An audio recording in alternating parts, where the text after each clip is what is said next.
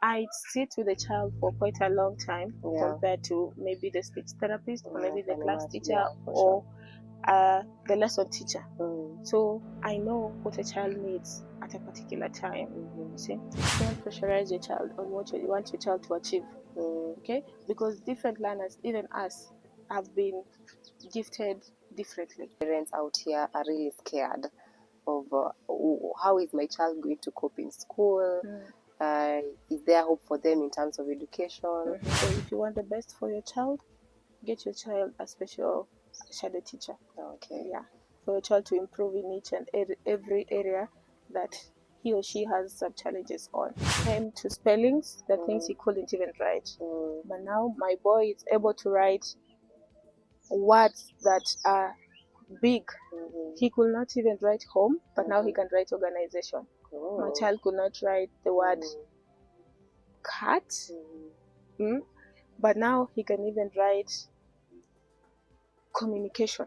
Yeah. The things he could not write by himself without you helping the child. Like for cat, for cat you have to go like with the sounds. With the sounds, you start with the sounds and then you move.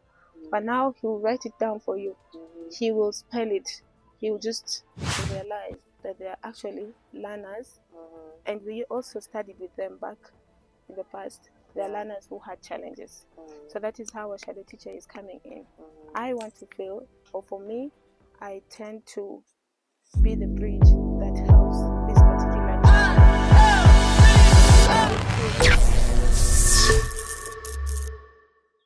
Hello beautiful people, and welcome to the third episode of Autism Lifestyle. Thank you very much for the support and the love that you've shown by subscribing and sharing. For those who have not subscribed, kindly subscribe to the channel and share, and also hit the notification bell. For those who are new, my name is Brenda Kawira. I myself am a special needs educator, and today I'm joined by a lovely guest, and I'll let her introduce herself so that we can start from there. Thank you, Brenda, for this amazing opportunity. My name is Lonny Ayugi. I am a special needs educator. Currently, I work under Mali Therapy Center, but my main role there is as a special shadow teacher or assistant to the child. Yes. Karibu sana Lonny. So you've mentioned about being a shadow teacher, and how does a child get to be assigned a shadow teacher?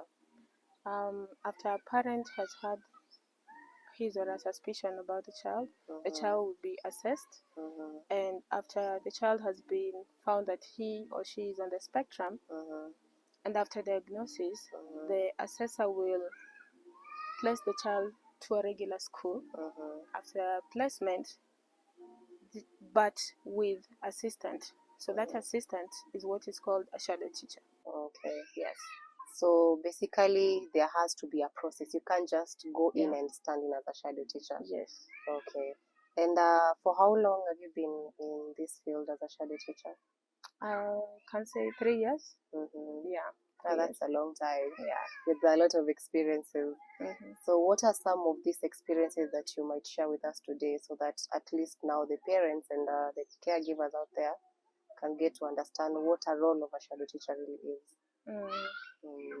I will start with the positive ones, and for me, 100%, I'd recommend a shadow teacher to a child who is having a little bit of some challenges in school.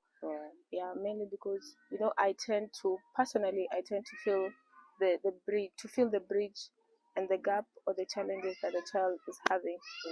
So on the brighter side of it, your child gets to improve a lot, and your child gets to experience what also the others are getting, like with the assistant. Yeah. So how did you find yourself as being a shadow teacher? When I went to college, we were having sports day in school, so that was my TTC. Because for you to get into the role of special needs teacher, you have to go you have to move from ECD or P1, and then you go to special needs, and then you move with your steps up to where you want to go with your education. So for me, I started with P1, and when this time we were having a sports day in school, and then so many TTCs were coming to our school, to TTC. And then I saw Kise school bus, and there are people coming. And then we were having a conversation, and actually they told me that when you go to special needs, you get to experience better opportunities, like they say, or you get to know more about these learners, because those who are in that bus, they were having different disabilities at the moment. And I was like, oh, so you can actually be an adult and still have special needs. Like that was what was on my mind at the time. Yeah. So when I went home for the holidays, I told my mom about special needs and this Kise school. And my mom was like, you want to join the school? Yes. Are you sure you're going to manage those learners, those kids? And I was like, yes, I would like to just go and see whatever they are being taught at that particular school. So after I finished my TTC, my mom enrolled me to Kise, and that's where my journey began. But before that, when I was in primary school, we used to see those learners. I used to see those learners who had different challenges. Those learners, or maybe you or me, maybe we were there in that category of those learners who were struggling. Yeah, who were struggling with their education, and we didn't even know about it until I came to Kise. I went to Kise and I saw, and we were taught about different disabilities. That's dyscalculia, that is maths, dyslexia, that is English. So when you go to this school after you've graduated, that is when you realize that they are actually learners, and we also studied with them back in the past. There are learners who had challenges. So that is how a shadow teacher is coming in. I want to feel, or for me, I tend to be the bridge that helps this particular child of mine to improve and be better in his education. Yeah. Okay, so basically from the word go, you just grew the passion inside the field. And how is it so far? Interesting. I can say it's interesting. It's really good. I just love it. Yeah. So you told me before you even came here that you are handling a learner who has autism, who is in the autism spectrum disorder. And so are there any improvements when you have a shadow teacher? Is there any difference of you being there as a shadow teacher and not being there? Is there any difference? Yeah, I want to talk about my experience based that the importance of having a shadow teacher. Yeah. Because my learner, I can say from my end, has really improved. There are things my child could not do, but now he has really improved. Because when I found him, there are words he could not even. Let me start with the education part. Let me start with literacy. When it came to spellings, the things he couldn't even write. But now my boy is able to write words that are big. He could not even write home, but now he can write organization. My child could not write the word cat, but now he can even write communication. There are things he could not write by himself without you helping the child. Like for cat, for cat you have to go like with the sounds, to start with the sounds, and then you move. But now he will write it down for you.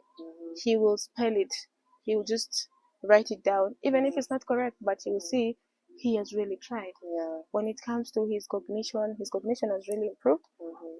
He started, he was a bit, let me say, low, but now he's on the average part. So step by step, you encouraging him, you never giving up.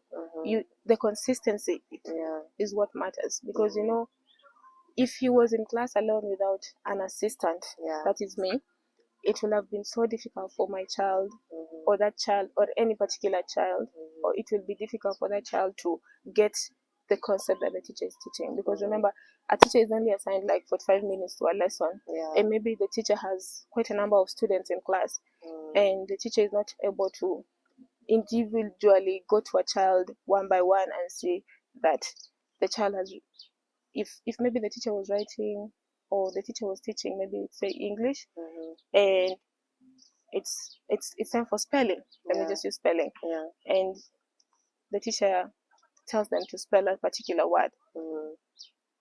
By the time the teacher or my learner or a particular learner gets to write a specific word when the child is struggling, the teacher has already reached number 5. Yeah. You see? But now when the assistant is there, assistant helps the child to move at his own pace. Like if number 1 was cat, Yeah. the teacher with patience, because with the spectrum you have to be patient with the child. So you have to be patient with the child so that by the time the lesson gets to end, the child is even at number 5 when the others have already finished number 10. So there's patience and the child gets to get the concept. It's not a must for a child to get the whole concept, but for him to just try or for her to just try and reach number 5 when the others are on number 10 is just okay.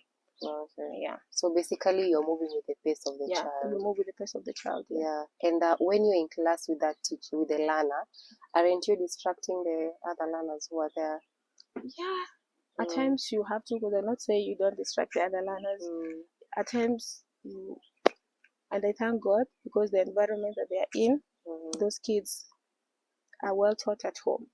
They know that this particular child or there are other particular children who are special, and the moment you're kind, you, how do I put it, when you are empathetic enough, you just be kind, and in as much as we are distracting them, they'll be like, it's okay, it's okay, it's okay. So yes, we tend to maybe distract the other learners, but they are good children. Yeah. So they understand. They understand that this particular child is on the spectrum, or this particular child is having challenges. So it's just okay. Yeah. Okay, so apart from now the education aspect, is there any other role that you're playing in the life of these children in school? Yes, because come to think of it, maybe a child has no speech, or a child is struggling with his or her speech. What do? You help the child to get the speech. Yeah. In as much as maybe the child has a speech therapist, and I sit with the child for quite a long time compared to maybe the speech therapist, or maybe the class teacher, or the lesson teacher. So I know what a child needs at a particular time. You see? So even if it's speech, and I want the child to maybe say a specific word, or a child to just improve on something, I tend to help him grow his or her speech. Yeah. So how do you do that in terms of developing speech? What are some of the things or activities that you're doing?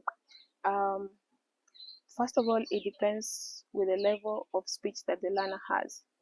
Yes, there are some learners whose speech it only needs a little bit of a gap. So if maybe even for a child to be able to complete a specific sentence, that is also speech. For a child to be able to communicate or ask for something in a nice way, or by using magic words, that is also speech. You see, so maybe a child knows that the only language this maybe a particular child knows is, I want a pencil.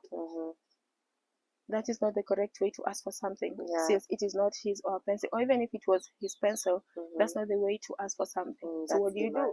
Yeah, that's demanding, and you want the child to request even if it's his own property. So you tell him, what do you say?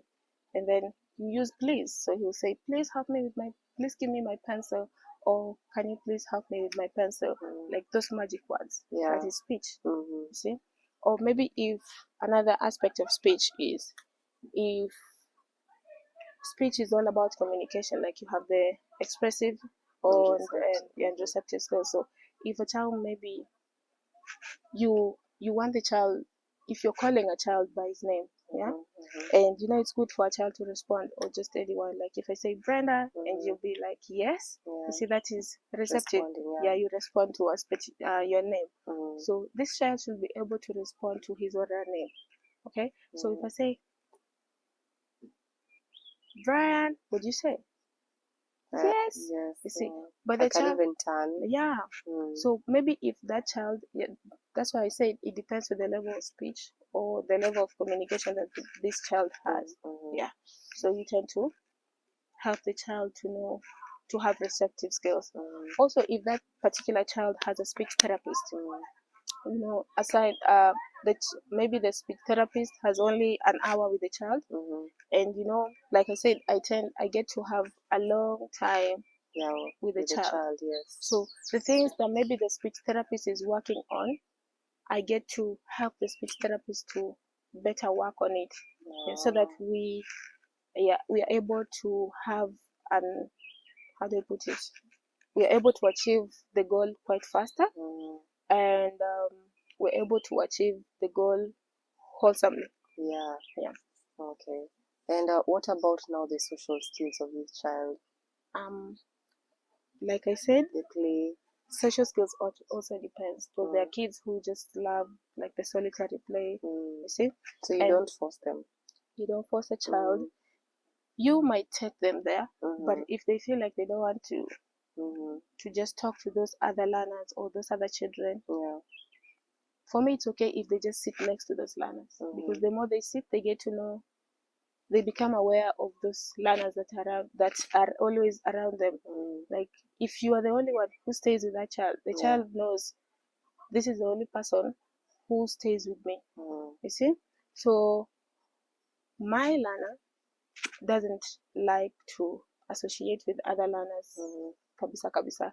So, but he will stay close to them. So for me, that is enough. But if I see that maybe if you want something nowadays, speech, and maybe we are having playtime, and he goes to the swing. Nowadays, he has really improved. He'll go tell the other learner who is maybe there, please help me swing. You see? Or by show of hand, he will take the learner to the swing, and he'll be like, swing, help me, and the other learner will help him out. You see? Apart from speech, the child gets to have like social skills. Yeah, and he or she is able to just interact with that particular learner, and he will know that this is Brenda, and he will be aware that Brenda is the one who usually helps me at the swing. Yes. Okay. So they are attached to that one person. Yes. Interesting. And would you say there is a limit of having a shadow teacher for a learner? Like in terms of the last time we were here, we had a guest who told us about levels of autism. So we have level 1, 2, and 3, from mild to severe. So do all these children in this spectrum deserve to have a shadow teacher, or there is a limit? There is a limit. Yeah, I'll definitely say there is a limit. Because once a child is able to, maybe the child has communication skills, and the child has cognition. Mostly our shadow teaching, it mostly involves cognition. Because when it comes to cognition, how a child is able to grasp maybe a concept, particularly in class. You see, if that child has really improved, and the child can be independent, the child doesn't really need a shadow teacher. Okay. But if the child is still struggling with class activities or maybe social activities, the child will need a shadow teacher. So it depends on the level. If a child has started to become independent, the child is good to go. So you're not there permanently? No. So it's not a permanent job, but you must follow him from when he's a baby to when he's maybe a teenager. No. So you're just there to make sure the child is integrated? Yes. Okay, so I think most of us have really understood the role of a shadow teacher, what a shadow teacher is, and why you're actually there in the classroom. So what about this? What does one have to do in order to be a shadow teacher, for those who maybe are learning and aspiring to enter into the same field? Okay, before I answer your question, I'd like to say, you being a shadow doesn't mean that you have to follow the child wherever the child is going. It also depends on the skills the child have. So if maybe you are working on maybe toileting skills, and the child has acquired toileting skills, he knows where the toilet is, or he or she knows where or how to flush the toilet, he knows how to wipe himself in the toilet. That's independent skills. You don't need to follow the child to the washroom, because you've already acquired that skill. You see? And also, if it's social play, you don't really have to be there all the time. You watch at a distance. So for you to allow the other learners to come and interact with the child. Yes. Okay, so that the child can also not grow to be dependent. Yes, so that the child doesn't have to be dependent on me as Lonny. The child has to be, no, I can't go there just because Lonny is not there, or because maybe I'm doing something else. The child should be just next to me. No, you let the child move. Yeah. If maybe the other learners wants to go and talk to the child, or they're coming to talk to the child, or if you see your learner is not quite sociable, what do? You bring the other learners to the child. Okay. Like, talk to him, even if he doesn't have the skill, just hold his hand. You see. So that is also part of shadow teaching. Something that maybe the class teacher is not there, or they're in the field. You see. So you let the child go where the others are. You set the child free. And also, if you see the child is quite a loner, you bring the other learners to where the child is. You tend to just play with the children, for him or her to just play with the other learners. Yeah. Even if we just sit there or squat there with the others, it's okay. It's just okay. As long as he has interacted. Yeah. Okay. That is interesting. Because I think most of us are, okay, I personally thought that maybe you're supposed to be there because you see the word shadow. Yeah. Yes. Okay. So how does one get to be a shadow teacher? I think once you've just done special needs, whether it's degree or diploma or master's, you qualify to be a shadow teacher, because it's just like any other job. It's only that you attend to a specific learner. With the individual needs. Yes. Okay. So as we get to an end of our session, what advice would you give our parents and caregivers out there, or even the shadow teachers who are in the field? First of all, I'd like to acknowledge all the jobs that everyone who's doing shadow teaching is doing a good job. It's not easy, but you're doing a good job outside there. To the parents, don't be afraid to trust your child with a specific individual, because remember, this is a bridge. The shadow is an assistant to your child. So if you want the best for your child, get your child a special shadow teacher. Okay. Yeah, for your child to improve in each and every area that he or she has some challenges on. Yeah. In school. Yeah, in school. Can a shadow teacher go at home? Now, I think that one now depends with the parent, or let me say maybe your employer. Your employer can be a school, or maybe a specific parent. So yeah. So if your employer wants you to go at home to work with your child better, because remember, consistency is key. Yeah. Then so be it. Because once you're consistent with that child, you keep on making, because in as much as the work, these kids, they do double work. If a child, they do double work. If you go with the child at home, and you also you had the child in school, so the child gets to do like double work, and that one makes the child to really improve faster, and the child gets to just experience a better life. How do I put it? Yeah, in the education sector.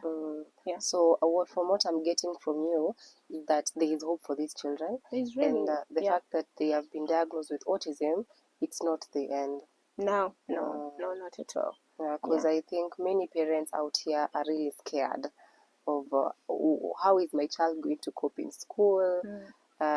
Is there hope for them in terms of education? So I think you have really put that out there. And so for parents out there, don't give up.